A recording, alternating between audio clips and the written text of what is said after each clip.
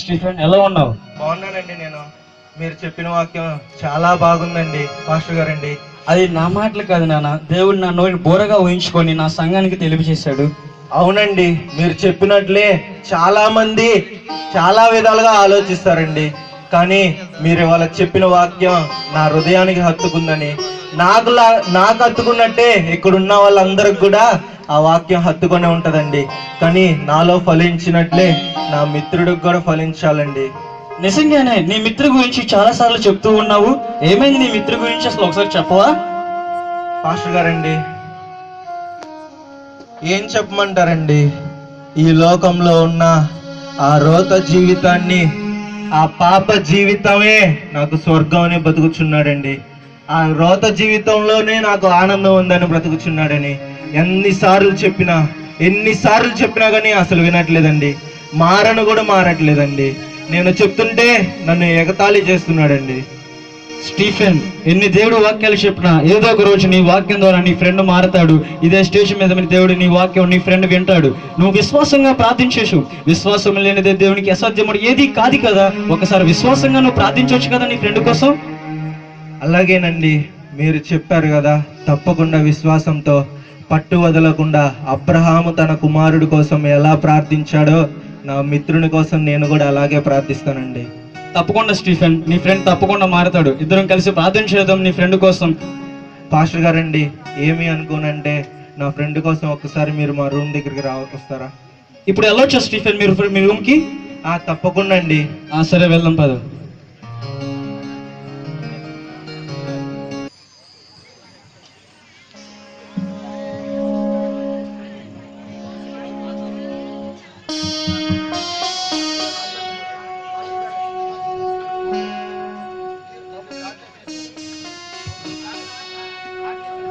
Pastor గారండి,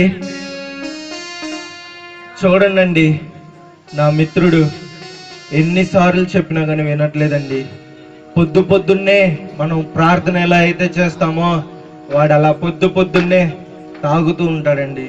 ఎన్నోసార్లు చెప్పి చూశానండి, కానీ వినలేదు. మీరు ఒక్కసారి చూడండి.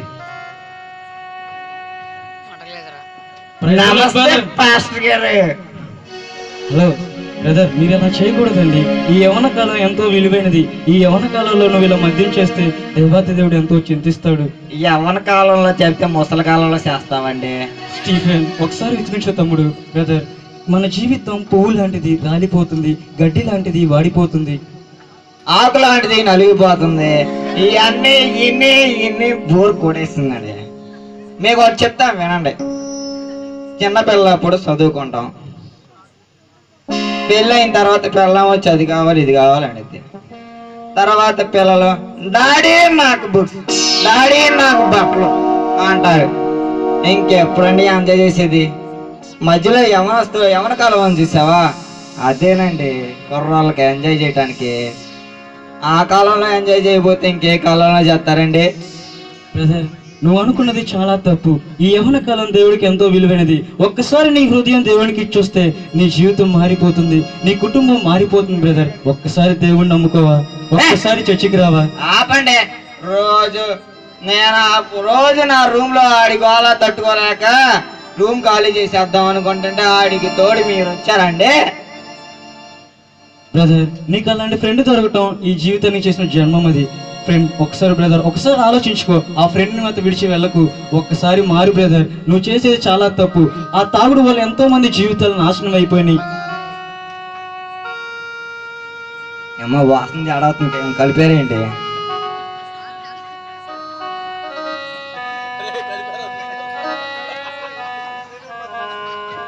నిజంగానే కలిపారా?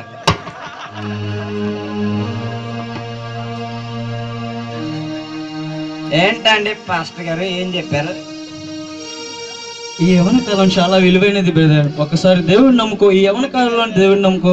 ఈ యవన కాలంలోనే యేసేపు తన జీవితాన్ని దేవుడికి అర్పించాడు. ఉన్నత స్థలంగా రాజుగా నిలబడ్డాడు. నీ జీవితం కూడా రాజుగా మారింది బ్రదర్. నాకు రాజొద్దండి, రాణి కావాలండి. ఎక్కడైనా నా రాణి ఉంటే పిలవండి, అవుతాను.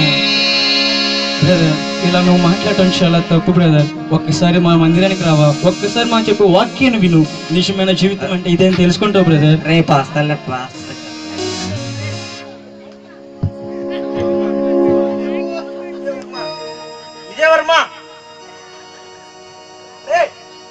బాబాయ్ లవ్ యూ రా బాబాయ్. విజయవర్మ, నువ్వు ఇలా చేయటం మంచిది కాదు. పాస్టర్ గారితో మంచిగా మాట్లాడాలి. బాబాయ్ చాలా మంది పాస్టర్లు చేశా బాబాయ్. కానీ చాలా మంది పాస్టర్ని చూడటం వేరు, పాస్టర్ గారిని గౌరవించడం వేరు. ఎండిపోయింది బాబాయ్. అలా అనకూడదు విజయవర్మ. సరే బాబాయ్, నిద్ర వచ్చేస్తుంది, పడుకుంటా. స్టీఫెన్ స్టీఫెన్ స్టీఫెన్ పాస్టర్ గారండి, నీ ఫ్రెండ్ కోసం మనం కన్నీటితో ప్రార్థన చేద్దాం. ఆదివారం ఉపవాసం ఉండి చర్చిలో ప్రార్థన చేద్దాం. నీ ఫ్రెండ్ తప్పగా మారతాడు స్టీఫెన్. నువ్వు విశ్వాసం ఉంచు, అవిశ్వాసం కానీ హృదయంలో రానీకు స్టీఫెన్. సరేనండి, తప్పకుండా. మరి నేను వెళ్ళొస్తాను. తప్పకుండా అండి.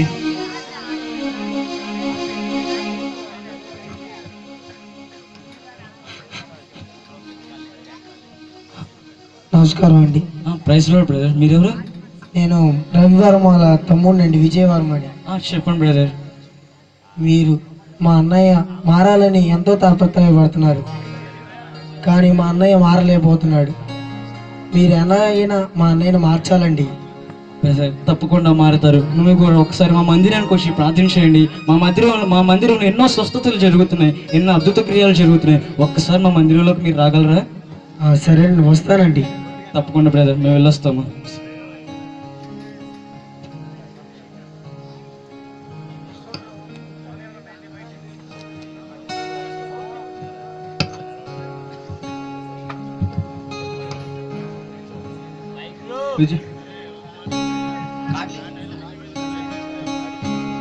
విజయవర్మ. హాయ్ అన్న. హాయ్ విజయవర్మ. విజయవర్మ, అన్న చూడు విజయవర్మ, అన్నయ్య ఎన్నిసార్లు చెప్పినా వినట్లేదు. చూడు ఎలా ఉన్నాడు. చూస్తున్నాను అన్నయ్య. అన్నయ్య అన్నయ్య తమ్ముడు, అన్నయ్య. ఎన్నాళ్ళైందిరా నేను చూసి. ఈ హాస్టల్లో ఉన్న అన్నయ్య కోసం వెతుక్కుంటూ వచ్చావరా తమ్ముడు? అవునన్నయ్య, నాకు స్టీఫెన్ అన్నయ్య ఫోన్ చేశాడు అన్నయ్య. ఆడంతేలేరా, కాసేపు కూర్చుందాం దారా. వద్దులే అన్నయ్య. ఏం కాదు, ట్రై చేయరా. వద్దన్నయ్య. నాన్నగారు, నువ్వు ఇక్కడ స్టీఫెన్ అన్నయ్య చెప్పాడు నువ్వు చెడు అలవాట్లలోనయ్యావని చెప్పాడు అన్నయ్య. ఈ విషయం నాన్నగారికి తెలిస్తే గనక నాన్నగారు చాలా బాధపడతారన్నయ్య. నాన్నగారు నీ కోసం ఈ హాస్టల్లో చదివిస్తున్నారన్నయ్య. నువ్వు గొప్ప ప్రయోజకుడు అవుతావని. ప్రపంచంలో ప్రతి తండ్రి అంతే చెప్తాడు. మా తండ్రి చెప్పాడు, మనం వింటామా? ఏనో ప్రపంచంలో తండ్రి అలా చెప్పాలి, కొడుకు ఎలా చేయాలి, అదే ప్రపంచం. అన్నయ్య, నాన్న అక్కడ నువ్వు చదువుతున్నావని అనుకుంటున్నారన్నయ్య, కానీ ఇక్కడ నువ్వు చేసే పనులు మాత్రం చాలా బాగోలేదన్నయ్య. నువ్వు ఈ అలవాట్లన్నీ మానేయ అన్నయ్య. మానేసి నాన్నగారి కోరిక నెరవేర్చాలన్నయ్య. అన్నం తినటం మానేమను మానేస్తా, మంచినీళ్ళు తాగడం మానేమను మానేస్తా. నా బుజ్జిమంట దీన్ని అస్సలు వదలలేను తమ్ముడు. అన్నయ్య, అది ఎప్పుడైతే నువ్వు మాంతావో అప్పుడే నాన్న దగ్గరికి రావాలన్నయ్య. నువ్వు బాటిల్ మార్చాలి, నిజం కలిపారు నా కొడుకులు.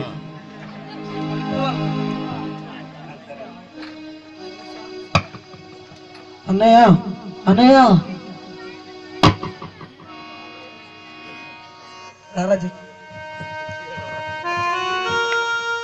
విజయవర్మ, అన్నయ్య చూసావు కదా అన్నయ్య పొజిషన్. అవునన్నయ్య. నాన్న చూడు, ఇంట్లో వాళ్ళకి తెలియకుండా ఎలా అయినా మేనేజ్ చేయాల్సిన బాధ్యత నీదే. అన్నయ్య, ఈ విషయం మన ఇద్దరికి తప్ప ఇంకెవ్వరికి తెలియకూడదు అన్నయ్య. దయచేసి మా నాన్నగారికి మాత్రం చెప్పొద్దు అన్నయ్య. చెప్పాను నాన్న, అందుకే మొట్టమొదటిగా నీకే చెప్పాను, ఫస్ట్ నీకే చెప్పాను. అన్నయ్య, నాన్నగారు పంతులు గారిని పంపిస్తానన్నారు ఫీజు కడతానికి. పంతులు గారికి కూడా ఏం చెప్పొద్దు అన్నయ్య. సరే నాన్న, నేను చూసుకుంటాను. సరే అన్నయ్య, మరి నేను వెళ్ళొస్తాను. అన్నయ్య జాగ్రత్తగా చూసుకో అన్నయ్య. తప్పకుండా నాన్న.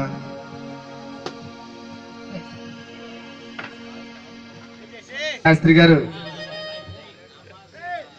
అబ్బాయికి డబ్బులు ఇవ్వమన్నాను, ఇచ్చారా? అయ్యో చిన్నబాబు గారు నిన్నొచ్చి డబ్బులు తీసుకెళ్లారండి. సరిగా లెక్క చూసి ఇచ్చారా? 1000 ఎగస్ట్రా ఇచ్చారా ఆడికి? అయ్యయ్యో మీరు చెప్పిన తర్వాత ఎగస్ట్రా ఎందుకు ఇస్తామండి? 10,000 బుక్కులో లెక్క రాసి మరీ 10,000 ఇచ్చి పంపించాను. మరి నిన్న వడ్డీ వచ్చిందా? అయ్యో అంతా వచ్చిందయ్యా. జాగ్రత్తగా చేయండి. అలాగేనయ్యా. తేడా వస్తే అందరు తాట తీస్తాను. నా గురించి తెలుసు కదా. అయ్యయ్యో మీ గురించి తెలియదేముంది నాకు. ఎన్నో సంవత్సరాల నుంచి మీ దగ్గర చేస్తున్నాను. మీ పద్ధతులు మాకు తెలియదా? నీకు చెప్పేది ఏమన్నా శాస్త్రి, తెలుసు కదా, జాగ్రత్తగా ఉండండి.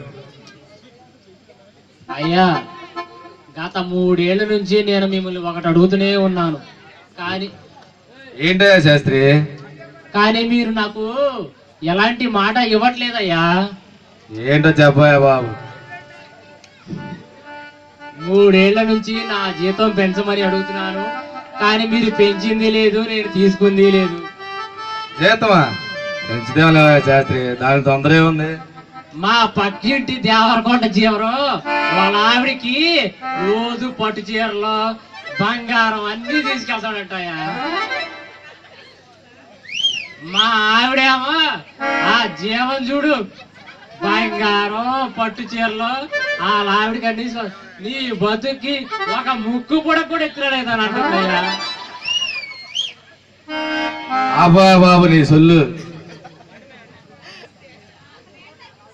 అయ్యా నీకు సొల్లులా అనిపిస్తుంది. మా ఇంట్లోకి వచ్చి మా ఆవిడ అన్నం కూడా పెడతలేదయ్యా నాకు. పెట్టబోతే తినమయ్యా శాస్త్రి. మీరు పెట్టేదానికి మా ఆవిడ పెట్టేదానికి చాలా తేడా ఉందయ్యా. శాస్త్రి సర్లే గాని, పెంచుతాలే గాని ఈ సంవత్సరం నుంచి బాధపడ, మాకు పెంచుతాలే. ఇంకెప్పుడయ్యా? అలానే 3 సంవత్సరాలు గడిపేశారు. ఆ 3 సంవత్సరాల నుంచి రేపు పెంచుదాం అన్నారు, కానీ మీరు పెంచింది లేదు, నేను తీసుకుంది లేదు. ఎవడయా జీవనం? 3 సంవత్సరాల నుంచి ఆడి పేరు చెప్పిందే చెప్పి చెప్తున్నావా పత్తాల? మా పక్కింటి జీవనం సిపిసి కంపెనీ ఎంప్లాయ్ అయ్యా. ఆడ ఎంప్లాయ్ అయ్యా, నువ్వేమో అసిస్టెంట్వి. ఆడు సంపాదించుకుంటే ఎట్టుంటాడా? మా ఆవిడేమో అబ్బో పేరుకి జమీందారు గారి దగ్గర చేస్తున్నాడు, కానీ తీసుకొచ్చేది 3,000 4,000 అంటుందయ్యా. అబ్బా శాస్త్రి, నీతో ఇది ఒక గొడవ అయిపోయిందయ్యా. 3 సంవత్సరాల నుంచి చెప్పి నా చెవులు చిల్లుములు పడిపోతున్నాయి. మీరు చెప్పేది నేను విననయ్యా. నాకు ఈ సంవత్సరం మీరు జీతం పెంచాల్సిందే, మా ఆవిడకి పట్టు చీర ఎత్తుకెళ్లాల్సిందే. సరే ఆ జీవన గారి కంటే 100 రూపాయలు ఎక్కువ ఇస్తాను, కానీ 100 కాదు కానీ 1,000 పెంచండి. ఆశ కన్నా హద్దుండాలి ఆ శాస్త్రి. ఎంత మాత్రం ఎన్నో సంవత్సరాల నుంచి అయితే అలా అడుగుతావేంటా శాస్త్రి? అయ్యా మీకు తెలియదు ఏముంది, సెంటర్కి వెళ్తుంటే 100 రూపాయలు అయిపోతాయి. ఒక రోజులోనే, ఒక గంటలోనే, ఒక నిమిషంలోనేనయ్యా. మీరు 1000 పెంచినా మా ఆవిడికి పట్టు చీరకు కూడా సరిపోవు. పట్టు ఏం పట్టా? నన్ను కాకా పడుతున్నావు బాగా నువ్వు. అమ్మగారు లేరు కాబట్టి మీకేం తెలియట్లేదయ్యా. అమ్మగారు ఉంటే మీకు తెలిసేది పట్టు చీర విలువ ఏంటో. సర్లేవయ్యా, ఆమె పేరెత్తావు కాబట్టి పెంచుతాలే. 1000 పెంచుతారా, 2000 పెంచుతారా? 3000 పెంచుతాలే ఎల్లవయ్యా శాస్త్రి. ఆహా మీరిచ్చే 3000తో 3 పట్టు చీరలు వస్తాయండి. రేపు నుంచి ఆ జీవన గొడవ ఆవిడ ఆడిని కొడతా మొదలేసింది. వాడిని కుడితే కొట్టింది, నన్ను కొట్టిన దెబ్బతో పోతే అవన్నీ బలా దూరండి. అట్ట ఆడిని నువ్వు కొట్టే వెళ్ళి అలా వేసుకుని వెళ్ళి. అయ్యయ్యో అలా ఎందుకు చేస్తానయ్యా? ఆ జీవన్ గారు పద్దాలు ఇంట్లో వచ్చి బయటికి రాడు. అదేంటయ్యా, పోయిన సంవత్సరం వాడు 14 రోడ్ల మీద తిరుగుతాడని చెప్పి ఇప్పుడు ఇంట్లో వచ్చి రాడని చెప్తున్నా. ఏమో మొన్నటి నుంచి వాడు ఇంట్లో నుంచి బయటకు వచ్చిన పాపాలు పోట్ల. ఏంటయ్యా ఆడికన్నా మెంట్లా ఏంటయ్యా? వాడికి మెంటలు కావయ్యా, వాళ్ళ ఆవిడ మీద ఉందా తిక్క. వాళ్ళ ఆవిడ ఇంట్లో నుంచి బయటకు వస్తుంటే ఎవరు ఎంక చూస్తున్నావు ఎవరెవడు పడుతున్నావు అని అడుగుతుందంటయ్యా. అయ్యా మీ గోళ నాకు ఎందుకులే కానీ శాస్త్రి, పెంచుతాలే కానీ కానీ. అలాగేనయ్యా. అయ్యా చెప్పడం మర్చిపోయాను, జీతం రంజులో పడితే నాకు కడుపులు నొప్పి వచ్చి సాంగ్ కూడా మర్చిపోతాను. దీనికేం పెంచాలి శాస్త్రి? ఏమి లేదు, మీరు ఒక అరగంట నన్ను వదిలేస్తే ఆసుపత్రికి వెళ్ళి చూపించుకొని వస్తాను నా కడుపులు నొప్పి. అయితే పర్లేదులే, హాస్పిటల్ కాదు ఎక్కడికైనా వెళ్ళి. అలాగేనయ్యా. గారండి ప్రైజ్ లాడండి. ప్రైజ్ లార్డ్ బ్రదర్, కూర్చోండి, వాక్యం చెప్పుకుందాం. బైబిల్లో చక్కటి మాట రాయబడి ఉంది. లోకాసువార్త 2వ అధ్యాయం 14వ వచనం. Highest place in the glory for him to God. సర్వోన్నతమైన స్థలముల్లో దేవునికి మహిమ జరగాలి. ఇక్కడ కూర్చున్న మన జీవితం దేవునికి మహిమ జరగాలి అంటే నువ్వు ప్రవర్తించే ఒక ప్రవర్తన ద్వారా కానీ, నువ్వు మాట్లాడే ఒక మాటల ద్వారా కానీ, నువ్వు చూపించే ఎదుటి ప్రేమ ద్వారా కానీ దేవాతి దేవుడు మహిమ పరిస్తే అది నీ నిజమైన క్రిస్మస్. ఆయనకి ఇష్టమైన మనుషులకి భూమి మీద సమాధానం కలుగును కాక. ఇక్కడ కూర్చున్న చాలా మంది జీవితాలలో నా కుటుంబంలో సమాధానం లేదు, నా కుటుంబంలో సంతోషం లేదు, నా కుటుంబంలో అన్ని అప్పులు బాధలను బాధపడుతున్నాయేమో, దానికి సమాధానం ఒకటే, ఇంకా నీ జీవితం దేవునికి ఇష్టకరంగా లేదేమో.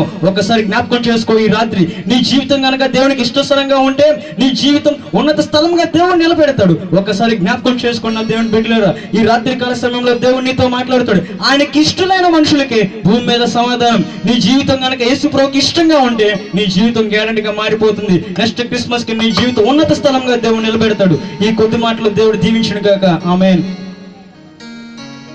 పాస్టర్ గారండి, మీరు చెప్పిన వాక్యం మూలన నేను మారానండి. అసలు దేవుడు కనిపించాలంటే ఏం చేయాలండి? బ్రదర్, ఆనాడు దేవుడు పాత నిబంధనలో అయితే దేవుడు కుంటి వాళ్ళకి కాళ్ళని ఇచ్చాడు, గుడ్డు వాళ్ళకి చూపునిచ్చాడు, కుష్ఠరోగులను అయితే తను స్వస్థపరిచాడు. బ్రదర్, కుష్ఠరోగులను స్వస్థపరిచాడా అండి?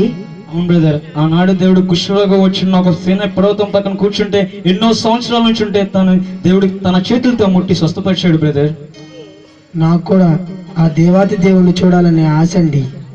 విశ్వాసంగా ప్రార్థించు బ్రదర్. నీ దర్శనం ద్వారా దేవుడు నీతో మాట్లాడతాడు. నీ జీవితం మారిపోతుంది, నీ అన్న జీవితం కూడా మారిపోతుంది. బ్రదర్, సరేనండి, మీరు చెప్పినట్లే నేను చేస్తాను.